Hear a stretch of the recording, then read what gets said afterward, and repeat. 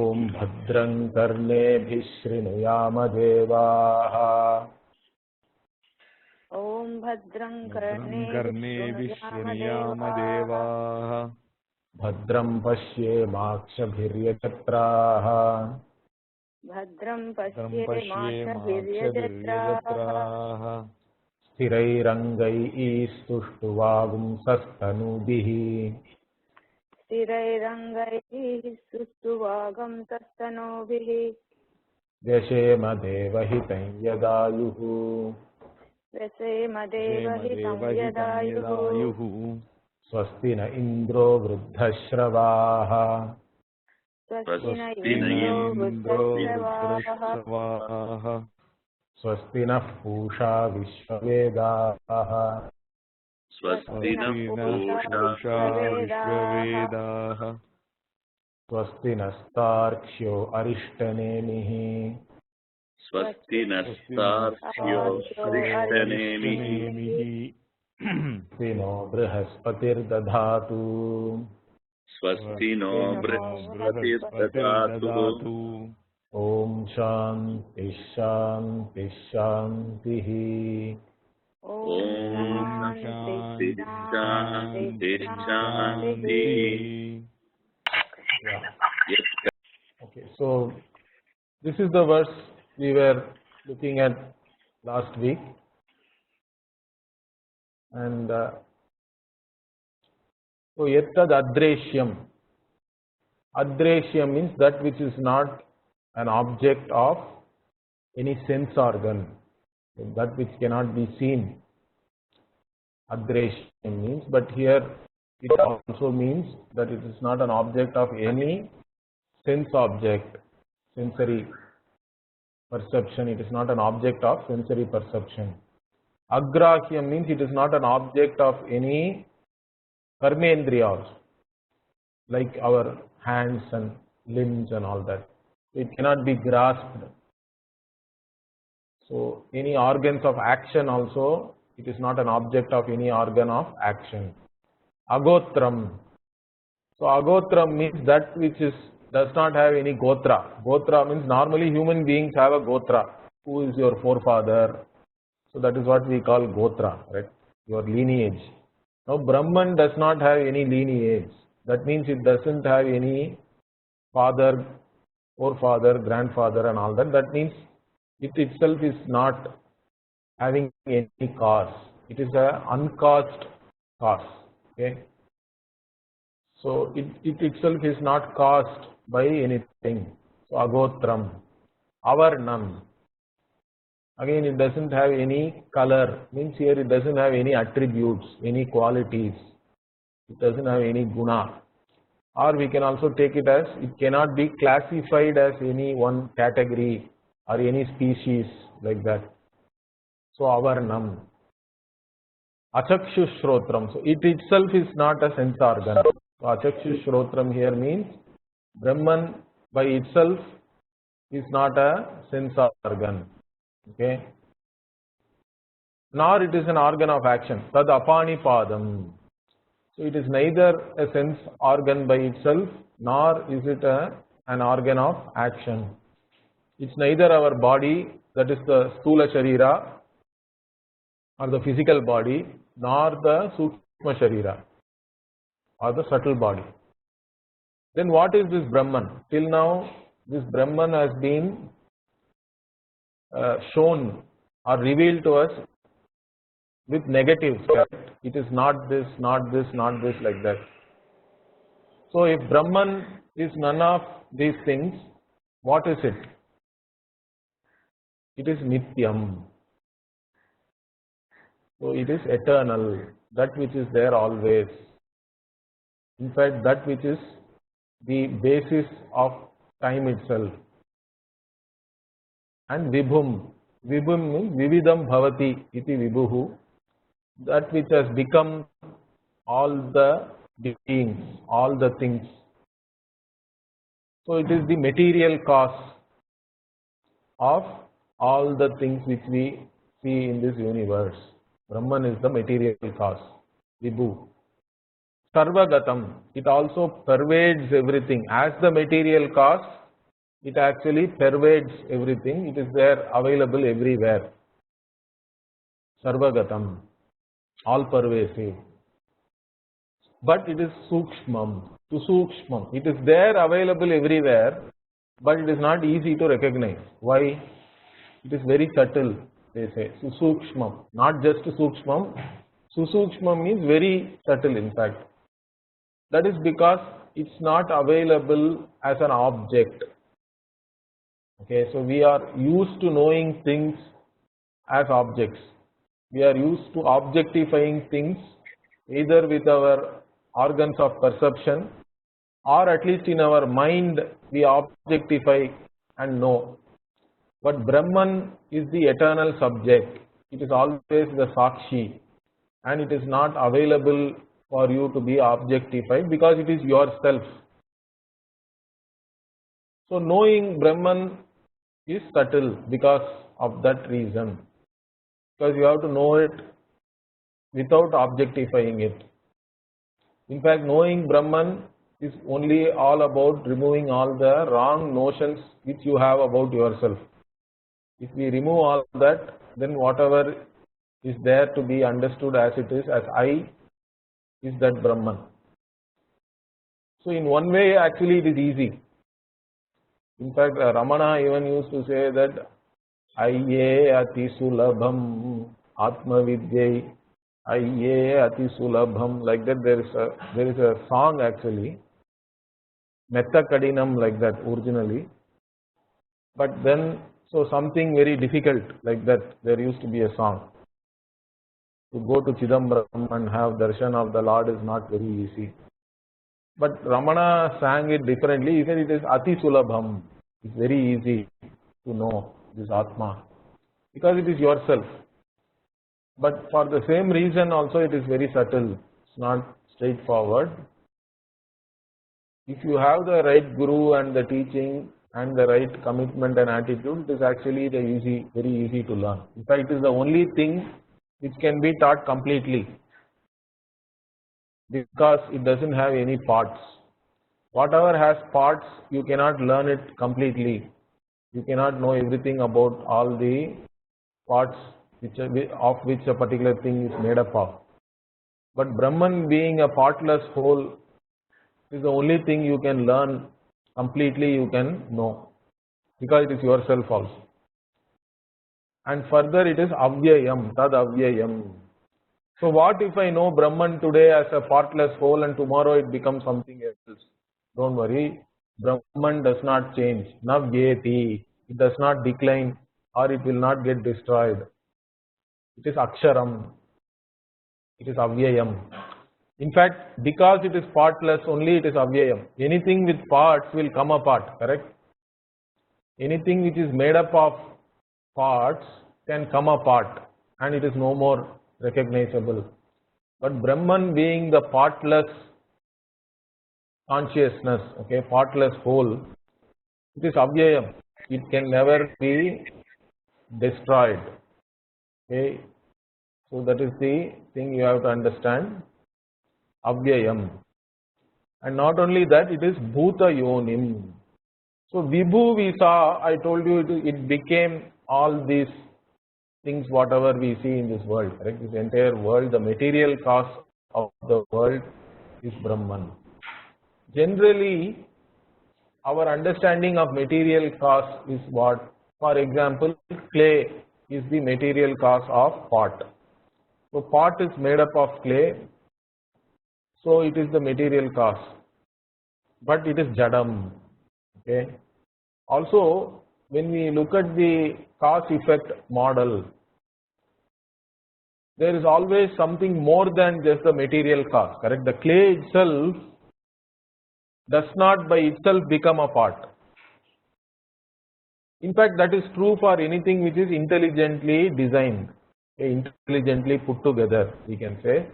So something which is designed with intelligence doesn't come by itself. Is one argument, in fact, which is a reasonable argument, I think, because let us say I come to you and show you a watch, then, and I say that I went to Switzerland and these watches were coming out of a natural spring from underneath the ground. I just plugged it from there and I brought it. Means most probably you won't believe me, correct? Because a watch has so many parts, and in fact the parts themselves do not become a watch. You have to actually put it together intelligently. Then only, as per a particular design in fact, so then only it will become a functioning watch.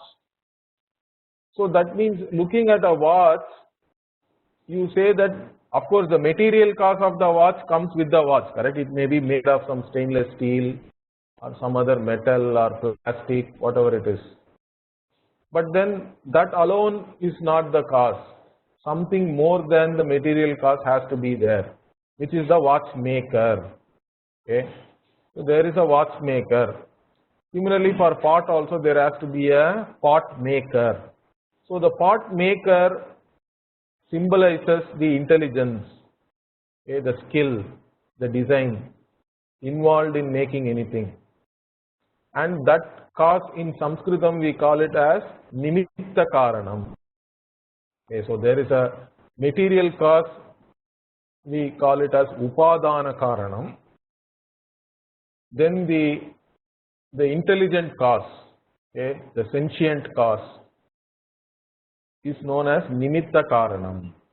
So for every effect, every result, there has to be both the material cause and the intelligent cause. Okay, some people even bring in something more also. Okay, like the intelligent cause himself or herself or itself is not enough. Further, you need some machinery, let us say tools, like that. Karanas also are involved, let us say, in making something. So that is also one of the causes. Like this, different types of causes we can talk about, but in general, you require a material cause, you require an intelligent cause. The intelligent cause also includes all other types of causes, like all the different types of instruments and machines which you may require. That is all under the control of the intelligent cause. So two causes we have to talk about. So if this whole world also we are talking about the cause of the world, why do we even talk about the cause of this world? Because you have to relate it with the original question. What was the question? Tasmin bhagavo vijñāte sarvamidam vijñātam bhavati iti. That was the original question. Okay, sarvamidam, all that is here is known. By knowing which vastu. So by knowing which one vastu, all that is here will be also known to me. That is the question. Now that is possible only if all that is here, this world which we cognize as something which is here, has a cause, correct? And that cause again has to be a material cause, because material cause alone inheres, pervades the effect. But let us say Brahman is the material cause of this world, means then like any other material cause, is it jadam? Is it insentient? No. Brahman is also the nimitta karanam. It is also the sentient cause. That's why yet bhuta yonim. It is also the bhuta yoni. All the bhutas means beings, living beings. So it is the cause of all the living beings, sentient beings also. That means Brahman is both the nimitta and upadana karanam. It is both material and intelligent cause. So in Sanskritam we call it as abhinna nimitta upadana karanam. Abhinnam means not separate. So the upadana karanam, material cause, and the nimitta karanam, intelligent cause, are non-separate and one and the same, which is this Brahman. Okay, so that's what is shown here. And this Brahman is known by whom? Who understand this who can understand this very clearly? Paripashyanti. Who dhiraha. Dhiraha here means generally dhairyam. Okay, dhairyam is translated as courage. Okay, that is there in many Indian languages also, the word dhairya. But here dhiraha means not just courage, but the ones who have viveka, discrimination. Such people are called as dhiraha. In general here dhiraha means the one who has the adhikara to know. We discussed that both the intellectual capabilities and also the emotional maturity required has to be there. Such persons clearly understand this Brahman. So here some more discussion we have to do to understand this cause and effect, how cause and effect is talked about in our tradition. So if you see in different places Shankara has talked about this in greater detail. So when we look at cause and effect, there are some people who actually deny causation itself. Okay, they say there is no cause, there is no effect. So there is a section of Buddhists, one sect of Buddhists called Yogacharins, Yogachara. Also they are known as Shanika Vijnana Vadin. Shanika Vijnana Vadin means they say there is no continuous consciousness. There is no continuity at all in anything. Everything is Shanika, means momentary. So the consciousness also is only a momentary flicker. And since it is flickering very fast, like this, see in olden days we had these movies, there was no digital projection, correct? So the film used to run at 24 frames per second, I think that's the thing. If it runs so fast, then it looks like it is all moving properly, correct? Although it is as though it is a continuous movement, you can see. So if the flickering is fast enough, it looks like continuous, but there is nothing continuous in this world. Everything is a quantum, you can say something like that. If you want to use a modern terminology, there is only quantum is there. There is nothing linking one quantum with the other. So every moment is a moment only, correct? It is a flicker of consciousness containing the entire thing, and there is no other reality other than that. So you cannot even talk about a cause or an effect and all that. Like that, there is a contention. Okay, so that is their Siddhanta. So they are all called as Asat Karanavadin. So they say there is no Karana itself. Then what to talk about the Karya? We don't accept that there is any Karana. Even whatever the world you are seeing and all is only illusion.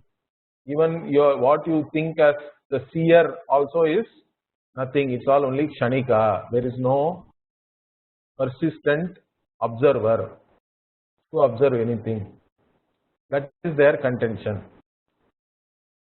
So here Shankara actually puts this Purvapaksha in one of the Bhashya, and then generally the answer is like this. So first we say that we do see, we perceive that the clay which we saw as a lump, that same clay only we are seeing it in the pot also, correct? When the pot maker is making, whatever clay we saw in the lump is the clay which is now obtained in the pot. That anuvritti is there. So you cannot say that there is no cause. Like this we can argue. So anuvritti means there is a continuation. Okay. So the same clay is seen there, is seen here also. That clay is this clay. that gold is this gold. The same gold we saw as a bar has become this chain, let us say. Okay. So that gold is this gold, or that clay is this clay, like this. That and this cognition is there. So how do you, because there is a recognition, correct? Pratyabhijna. In Sanskritam we call it as Pratyabhijna. Pratyabhijna means what? Whatever I saw then is the one I am seeing now. Like that we are able to relate. So for this the Buddhist is saying there is no real anuvritti. The cause does not inhere in the effect or anything like that. There is nothing really. There is no anuvritti. There is no inherence of the cause in the effect. It is only a similarity, he says. Sadrishyam only is there, like that. There is an argument is there. Really that clay does not become this clay in the pot, but the pot's clay looks like the clay of the lump. There is only some similarity. But then Shankara argues further saying, similarity also, you have, for establishing similarity you require two cognitions, correct? Just with one cognition there cannot be any similarity. So how are you, if everything is Kshanika, there is nothing which continues, which is invariable between two cognition, then how can even similarity be established? There cannot be any similarity also, you cannot establish according to you. So how can you say it is similar? Then he says, okay, I don't want similarity also. Even without similarity and all, that's all. There is nothing really called cause. So if he says if everything is based on non-entities, then this, that, all the cognitions also will become based on non-entities only, non-existence. Further, his own contention that everything is non-existent itself is non-existent, we will say, according to himself. If you apply his own logic to his contention, then that contention goes away. So then nothing can be said about anything really. There cannot be any vyavastha, there cannot be a pramana vyavastha, there cannot be any transaction in this world. So his contention is illogical. So you cannot say that there is no cause in the effect. There is a cause which is there. So asat karanavada we don't accept. Okay, is that clear to all of you? So when we talk about this cause and effect, there is a cause, and we see that cause is inhering in the effect. So cause is there. Up to this point, even within our traditional darshanas, if you see, there is a Nayayika, Vaisheshika, and all these people are there. They also accept that cause is there. They will also argue against the Buddhist along with the Advaitin till this point. But then the Nayayika is known as Asat Karyavadi. What is this Asat Karyavadi mean? They say that cause was there but no effect was there. Then the effect is produced or created when different things come together, like that. So the non-existent part combines with the existent causes, and then the cause is produced, like that. So the Asat Karyavadi they are called, because the Karya is not there, only the Karana is there. Then they have a concept of inherence and all that. Samavaya Sambandha. There is something, there is a connection between the cause and effect, and even a Dravya and a Guna, a quality and a substantive, which they call inherence and all that. It is inherently there, there is a connection, and that is called Samavaya according to their own model or their own darshana. So this cause and effect, when they talk about, they say there is no cause before, sorry, there is no effect before, cause alone is there. Then when the material cause and the intelligent cause, like the potter, they all come together in a particular manner, and the intelligent cause has to make a particular effort, okay, to bring about the result or effect. And at that time, the non-existent result, when all these things come together, it then gets connected with all these causes and it becomes existent. Something like this, their Siddhanta is like this. So the Asat Karyavadin also we don't accept. Okay. So what does the position of a traditional Advaitin, what does Shankara talk about? If you see, the Karya also is always there. Okay. There is no real creation. Understand this. For Advaitins, there is no real creation. It's only a manifestation. Everything is there in a potential form. So the pot is potentially there in the clay. The chain is potentially there in gold. So the cause is there always and the effect also is there. Then why don't we see the effect always? Means it is non-manifest or unmanifest. It is potentially there. So, and again the contention is there is that if the cause is there in one form, let us say, for example, clay is there as a lump. Lump is one form or one karya of clay. Means one karya of the karana covers the other karyas. Is that clear? So the cause is there in one form means the other forms are also there potentially, but they become unmanifest because only one form can be manifest. So this form itself becomes like a covering for the other forms, so they are not manifest. So if one form is destroyed, then the cause is now manifest as some other form. So like this, we do not accept that karya is not present. Karya is there potentially. In fact, the same thing is beautifully said even in Dakshinamurti Stotram. Some of you may know that. So there is one Dakshinamurti Stotram, in that one shloka is Bijasyantari Vankuro Jagadidam Prang Nirvikalpam Punaha. So Bijasya.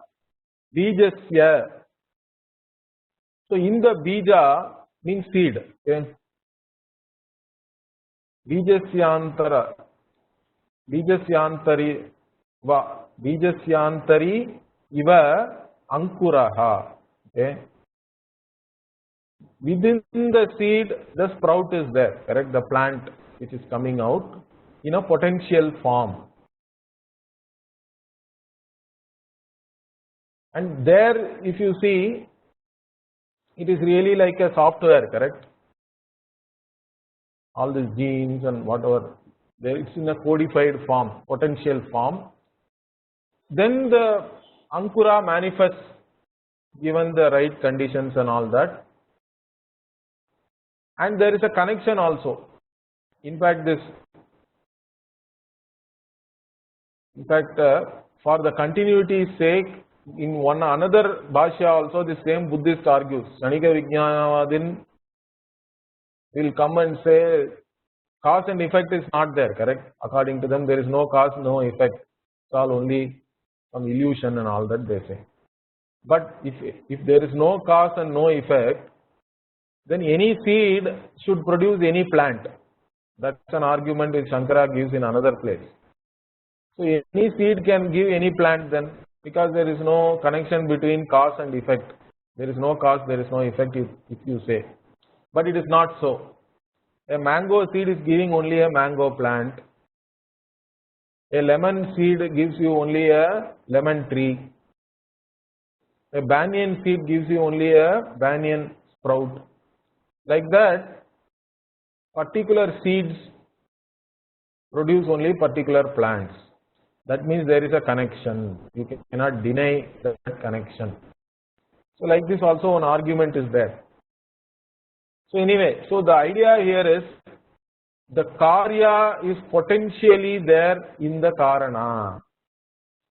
So for Advaitin, we cannot accept any non-existence anywhere because Brahman is always there. Understand that you are there always. The consciousness is there eternally, nityam.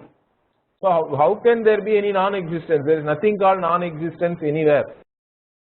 It's all only unmanifest becoming manifest, again becoming unmanifest, becoming manifest. It's a cycle. Even in the Dakshinamurti Stotra, that cycle is said very beautifully. Punaha, there is a word in the end. Bijasyantarivankiro jagadidam prang nirvikalpam punaha. Punaha. So that means what? This nirvikalpam Brahma is there. It again becomes manifest as this world. Like the sprout which is there in the seed. So it is a cycle. Again means what? Already it was manifest. Then it became unmanifest, and again it is going to become manifest. Like that, that is a cycle.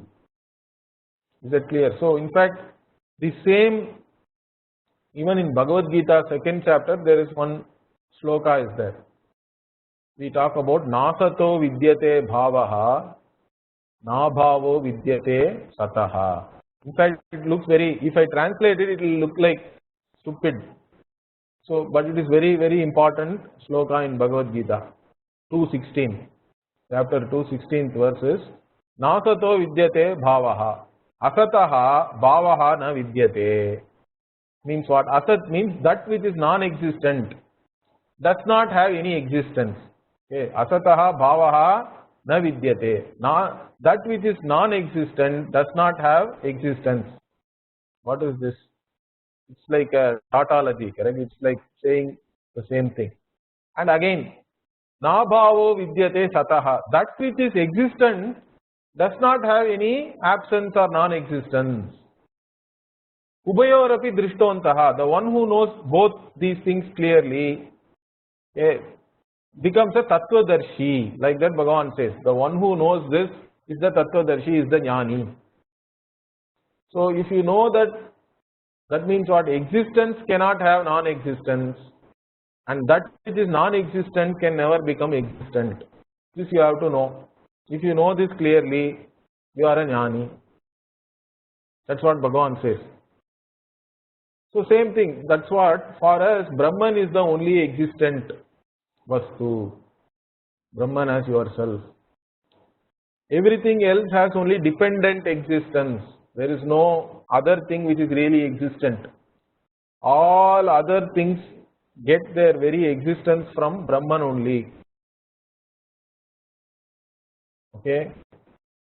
And even when we normally say they are no more existent, means what happens? It only becomes unmanifest. Okay. It goes back into unmanifest. Layam, whatever you call it, pralayam and all we say. And again it comes back. It can be manifested again. So that is what is the position of Advaitin. So Advaitis are neither Asat Karanavadi nor Asat Karyavadi. Understand that. So for us, the Karya is always there. Only thing is, it is either manifest or unmanifest. So unmanifest means it is potentially there. And Shankara in fact argues with the Nayayikas also a lot, because Nayayikas say that if it is already there, then why we are not seeing it? If you say the pot is already there in clay, then why am I seeing a lump? So for that Shankara says, you are seeing the lump. When you are seeing the lump, the pot is there potentially. It is unmanifest, but it is still there. Then for that person says, and even Shankara says further, if it is, and it is there in an unmanifest form, and the other form, like the lump form actually is a covering, or it actually hinders the manifestation of the pot form. That's why you are not seeing it. Like, in fact, Shankara gives one example here. He says that you have a pot in a dark room, let us say, but you cannot see it. There is no way of seeing it because the darkness is covering, as though covering the pot. So there is no way of seeing it. But when you bring light, then it becomes known, it becomes manifest. So creation is also something like that. Like that, Shankara gives an example. So creation also is nothing but manifestation, and you are actually removing the things which obstruct the manifestation of a particular form, then that form becomes manifest. So for this again the Nayayika and all, they give objection. They say that means, do you say that there is no need of putting any particular effort to create a particular thing? Because if I then remove the obstruction alone, other forms if I remove, then this particular form will it come. So should my effort be only directed towards destroying the lump form? Do you say that then the pot form will automatically come? Like that they question. So Shankara says that no, there is no niyama like that. There is no rule, anything like that. In fact, there are many forms, correct? If you destroy the lump form, it may become powder. We don't know, or it may become some other form. There are a number of forms are there. So you cannot say that to create a pot, the only effort we put is to destroy the other forms or anything like that. The effort has to be sufficient enough to produce the actual form which you want, correct? The actual effect. So all the causes are required and sufficient effort has to be given, proper effort has to be there so that the correct effect comes into being, and that is the important thing. So in this matter, actually the Nayayikas actually talk about different types of abhava also. They talk about prag abhava, means the effect does not exist before. So it has something called a prag abhava. So before it came into being, there is a prior non-existence. The prior non-existence the Nayayikas call as prag abhava. Then it is existent. Then you break the pot, let us say, then there is something called pradvamsa abhava. After you break the pot, that pot is never going to be there again, correct? There is after destruction there is a non-existence again. That is called pradvamsa abhava. After the dvamsa, there is another abhava. So prag abhava is there, pradvamsa abhava is there. Then there is something called anyonya abhava also they talk about.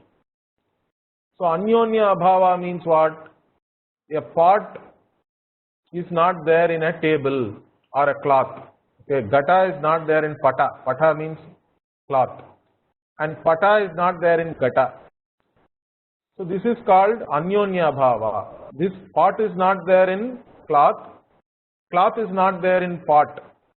Because pot has its own potness, cloth has its own clothness. So clothness is not found in pot and potness is not found in cloth. So they are mutually non-existent in each other and all that. But the Nayayikas themselves accept the mutual non-existence is in the form of a positive existence, correct?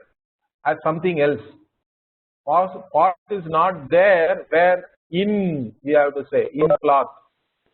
Means that in becomes something, it's a positive entity, it's an existent entity.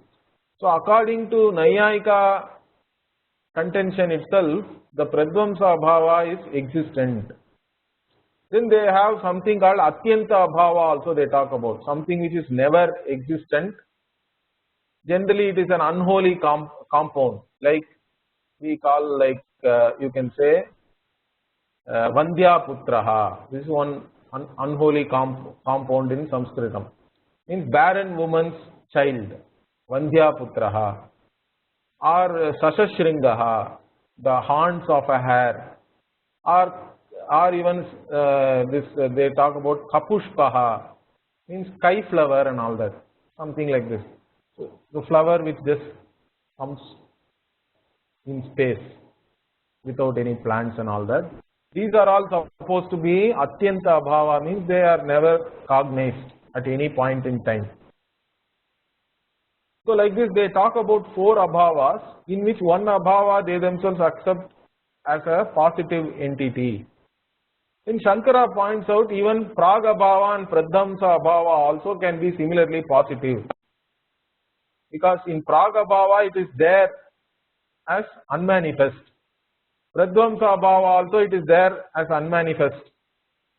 And during the period in which the pot actually exists, it is there in a manifest form, where the function also is there. A form always has a function. So the functional existence is there when it is manifest.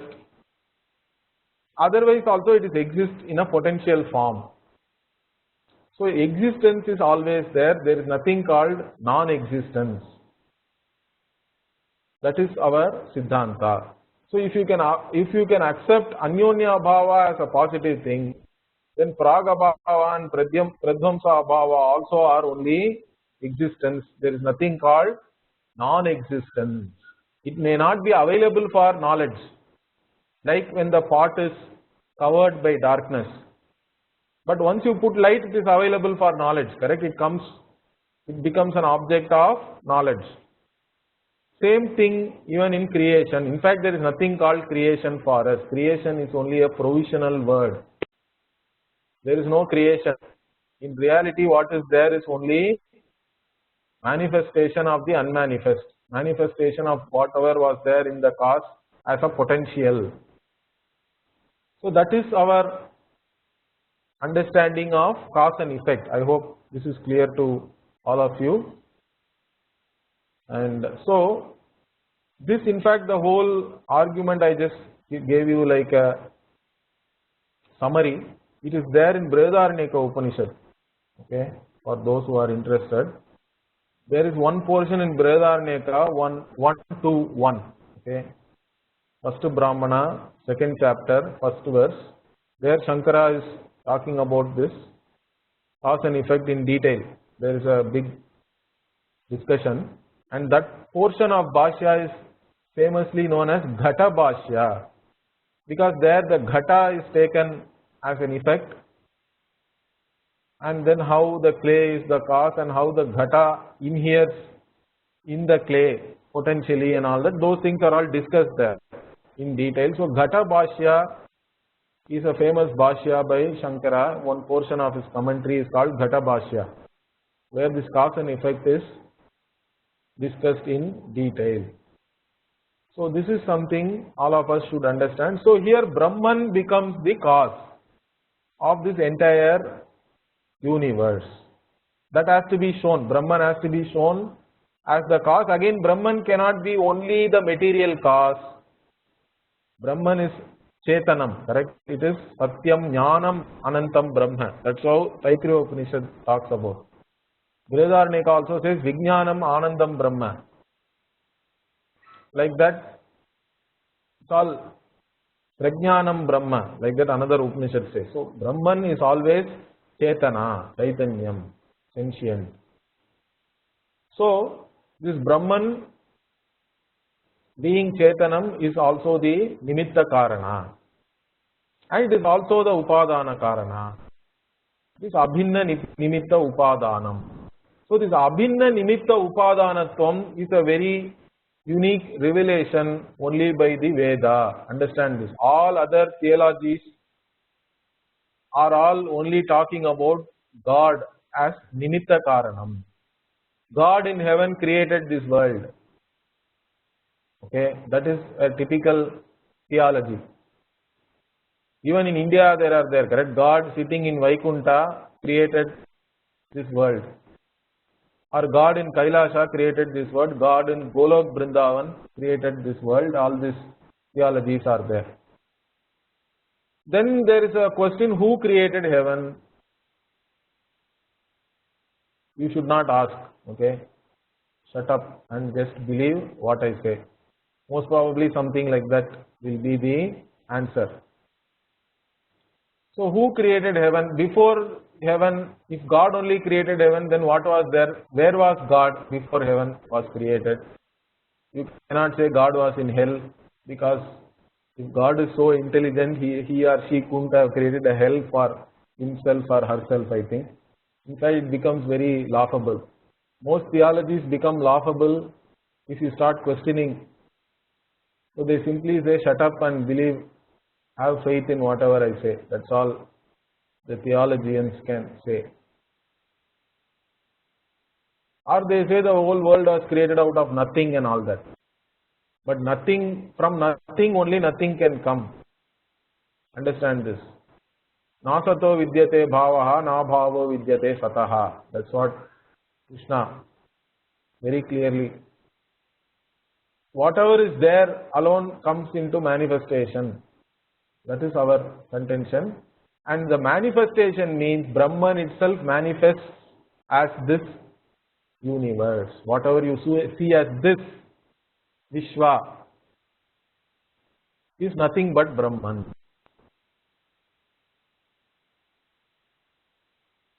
So that is the beauty here. That means Brahman becomes Abhinna Nimitta Upadana Karanam. Then you may ask, oh, Brahman is really the cause. Then Brahman became this world. That is where we say Vivarta Upadanam. So even in Upadanam, there are two types are there. Parinami Upadana Karanam, Vivarta Upadana Karanam. Parinami Upadana Karanam means what? The material cause changes and becomes something else, the effect. Even pot, clay becoming pot also is actually parinami, because you have to fire it, correct? Or milk becoming curd. So there is a pantheism also is there. People talk about pantheism and all that. Nature alone is God. Or God became this creation, in the process God became nature. There is no more God separately. Whatever you see here is God. So we are not talking about pantheism also. Pantheism implies parinami upadanam. But we are talking about vivarta upadanam. Vivartam means what? Vivarta upadana in our understanding in Sanskrita is swaswarupa aparityagena rupantara apattihi. Like this we talk about vivartam means. What is that? Swaswarupa aparityagena. Without giving up one's own nature. Okay, aparityagena means without giving up. Swaswarupa means one's own nature.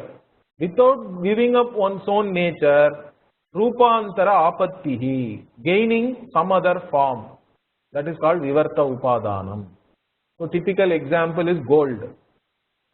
So gold retains its whatever, correct? You can say the number of electrons, protons, neutrons and all remains the same. Its atomic weight is the same. Even maybe all other, its substantive properties, whatever it has, everything remains the same, but it becomes the chain, retaining all those things.